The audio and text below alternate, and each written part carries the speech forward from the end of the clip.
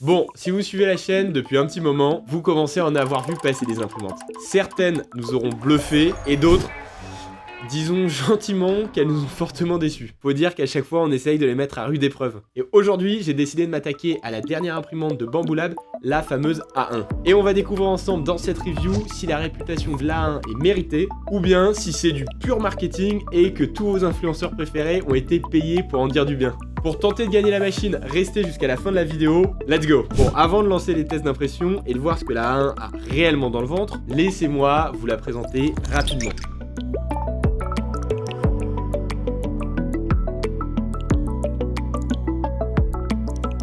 L'A1, comme toutes les autres machines de la marque Bambu Lab d'ailleurs, a été pensée pour être user-friendly. Niveau prix, on est à 430 € sans la MS Lite, et avec la MS Lite, on en a pour un total de 600 €. Pour info, la MS Lite, c'est un outil qui vous permet d'imprimer jusqu'à 4 couleurs en même temps.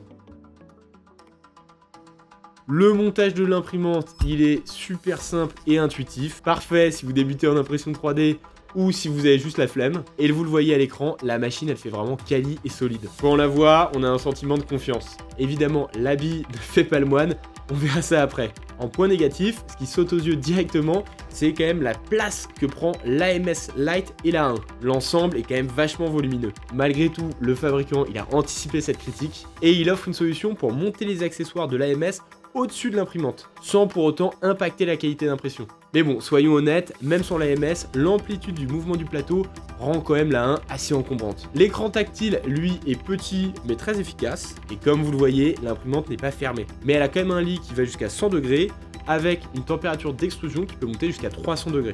La 1, malheureusement, ne propose pas de détection d'échec avec l'IA. Cependant, on a quand même une détection de filament qui est accumulée autour de la buse. Et dans ce cas-là, l'impression est mise en pause. Côté firmware, Bambu Lab propose son propre système qui est fermé mais qui est très fiable. Et c'est normal parce que la machine a été pensée pour une utilisation qui est simple et quotidienne. Vraiment comme un outil.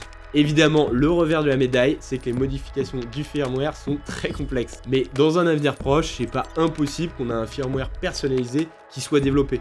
Ça a notamment été le cas pour la X1 Carbone, qui a désormais le X1+. Bon, voilà pour ces premières présentations. Jusque là, je vous ai peut-être pas appris grand chose si vous avez déjà lu la fiche produit ou même si vous avez vu des photos de l'imprimante. À première vue, on peut dire que ça semble être une bonne machine. Et comme je suis d'un naturel sceptique et que par le passé d'autres imprimantes m'ont trahi, je vais passer à la phase de test et je vais essayer de lui trouver ses défauts. Le Benchy que vous voyez là a été fait avec notre cher A1. Je tiens à vous informer que la calibration sur cette machine est faite de manière automatique, ce qui fait que la première couche est toujours nickel, et ce Benchy, il a vraiment été fait en un temps record, 13 minutes, sans prendre en compte le temps de la calibration. Je sais pas si cette performance fait d'elle l'imprimante la plus rapide de l'Ouest, mais en tout cas ce qui est sûr, c'est que sa vitesse d'impression n'altère en rien la qualité d'impression. Le Benchy est vraiment super propre, on a un léger stringing, mais c'est plus dû à notre filament qu'à notre imprimante. Et ce souci, il peut être facilement corrigé en changeant simplement les températures d'impression et les paramètres de rétraction. C'est vraiment très rare que j'ai aussi peu de choses à dire sur un Benchy. Passons maintenant au test de torture. Il a pour but d'imprimer les différentes cas de figure que l'on retrouve sur un modèle 3D. Ici, les surplombs sont très propres, même à 70 degrés, le texte il est clair, et le refroidissement, lui, il m'a l'air plutôt performant au vu de la qualité des ponts. Pour tester le volume max, on a imprimé Notre-Dame, et franchement cette imprimante elle a l'air d'être bénie des saints, parce que le rendu est super quali. Et le plateau, il est compatible avec beaucoup de modèles de bambou, donc la X1, la P1P, la P1S. D'ailleurs si vous aussi vous souhaitez apprendre à modéliser ce type d'objet, ou fabriquer des pièces mécaniques, n'hésitez pas à aller faire un tour sur notre site, on propose des formations en individuel, que ce soit à la modélisation et à l'impression 3D. Et pour les grosses impressions 3D multicouleurs, le résultat il est tout aussi nickel.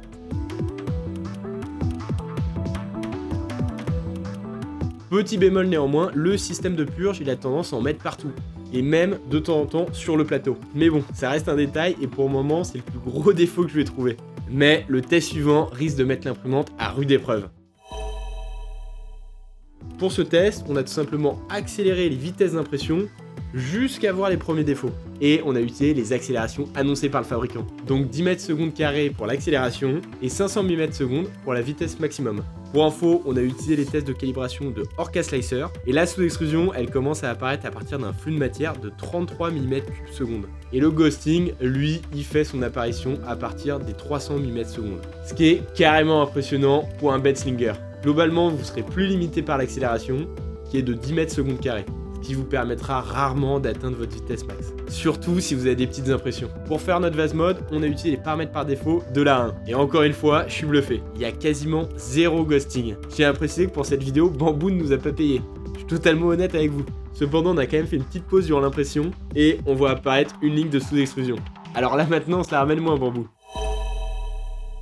5 minutes, c'est le temps de calibration. Ça peut paraître long. Cette durée, elle est prise en compte dans la durée estimée totale du slicer. Et pourquoi je dis que c'est long? Parce que sur une impression de 20 minutes, 5 minutes, ça fait beaucoup. Mais si vous faites des impressions de plusieurs heures, là, dans ce cas-là, bon, 5 minutes, c'est pas grand-chose. Surtout quand on sait qu'une bonne calibration, ça vous évite quand même pas mal de problèmes. Donc on va être indulgent sur cette partie. D'autres marques comme Elegoo, par exemple, ont des calibrations qui sont plus rapides, mais un peu moins efficace. On va donc considérer que c'est encore une réussite pour la 1. Franchement, je commence à perdre espoir de lui trouver des défauts.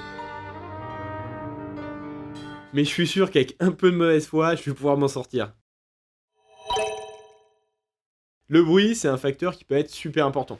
Surtout si vous comptez mettre cette imprimante dans votre chambre ou votre salon. On sera donc intransigeant là-dessus. Et oui, à la nouvelle école, on pense à votre confort. Grâce à la réduction active du bruit, les moteurs sont très silencieux. On entendrait presque une mouche voler. Mais c'est sans compter le bruit des ventilateurs de la tête d'impression. On a enregistré un bruit aux alentours de 50 décibels, comme l'annonçait le fabricant, donc pas de surprise à ce niveau-là. Et à titre d'exemple, une personne qui chuchote, c'est plutôt 30 décibels. Le bruit d'un réfrigérateur, 40 décibels. Et pour un trafic automobile, c'est plutôt 70 décibels. Donc pour être honnête, niveau bruit, on est plutôt en dessous de la moyenne du marché. Encore une fois, l'A1 est en tête de la compétition. Pour les matériaux, on peut imprimer toutes les matières classiques, donc PETG, PLA, tout le tralala. Mais le constructeur recommande pas forcément d'imprimer des matières complexes, comme le nylon, l'ASA ou l'ABS. Mais bon, comme je sais que vous êtes des petits filous, on s'est quand même dit qu'on allait les tester pour vous. Et devinez quoi? Les résultats, ils sont plutôt satisfaisants. Surtout pour une imprimante sans enclusure fermée. Évidemment, il ne faudra pas laisser votre imprimante en plein milieu d'un courant d'air. Et ça, c'est vraiment grâce à son plateau qui chauffe de manière très uniforme, tout en ayant une grosse température de chauffe. Toutefois, si vous voulez vraiment imprimer ce genre de matière sérieusement, investissez dans une enclosure fermée. Et dans une buse en acier trempé si vous voulez imprimer des matières chargées en fibres. Petit aparté maintenant sur les modifications cool et pas cool. Le hot end, très simple à changer contrairement aux autres imprimantes, c'est cool. Le fait que parfois le câble vient se bloquer en haut de l'imprimante et fait bloquer le moteur, ça c'est pas cool du tout. La fonctionnalité pour mettre à part un objet qui se décolle du plateau, ça c'est plutôt cool en effet. Et le câble d'alimentation qui peut se détacher contrairement à la A1 mini, ça, c'est plutôt cool. Et enfin, niveau slicer, rien à redire. L'utilisation est ultra simplifiée et très bien optimisée pour tous les modèles de Bamboo, notamment pour tout ce qui est impression multicouleur. Si par hasard vous avez un problème sur votre machine, Bamboo fait régulièrement des rappels de maintenance. Et pour le SAV, heureusement, on n'en a pas eu besoin pour la A1, mais d'expérience, j'ai eu des soucis avec des AMS, je sais qu'ils sont plutôt réactifs. Néanmoins, pour tous ceux qui souhaitent se débrouiller tout seuls, il y a plein de docs très bien faits sur le Bamboo Wiki. Bon, je suis clairement obligé d'avouer, la A1, dans cette gamme de prix, est sûrement la meilleure machine. Même son firmware est super fiable, ce qui nous permet vraiment d'utiliser l'A1 comme un outil du quotidien. L'A1, elle est évidemment dans la continuité de la A1 mini, qui était elle aussi une machine très fiable, rapide, et proposant toutes les dernières technologies des imprimantes 3D FDM à un prix très intéressant. Le multicouleur, il est rendu très simple avec l'AMS Lite. Vraiment, cette imprimante, je la conseille aux débutants ou à toutes les personnes qui souhaitent l'utiliser vraiment comme un outil du quotidien. En tout cas, si vous pouvez, je vous conseille de l'acheter. Pour tenter de gagner la machine, il vous suffit d'être abonné, de commenter cette vidéo et de la liker, et on tirera au sort un gagnant, et le gagnant sera annoncé dans la prochaine review. Voici le gagnant de la dernière vidéo.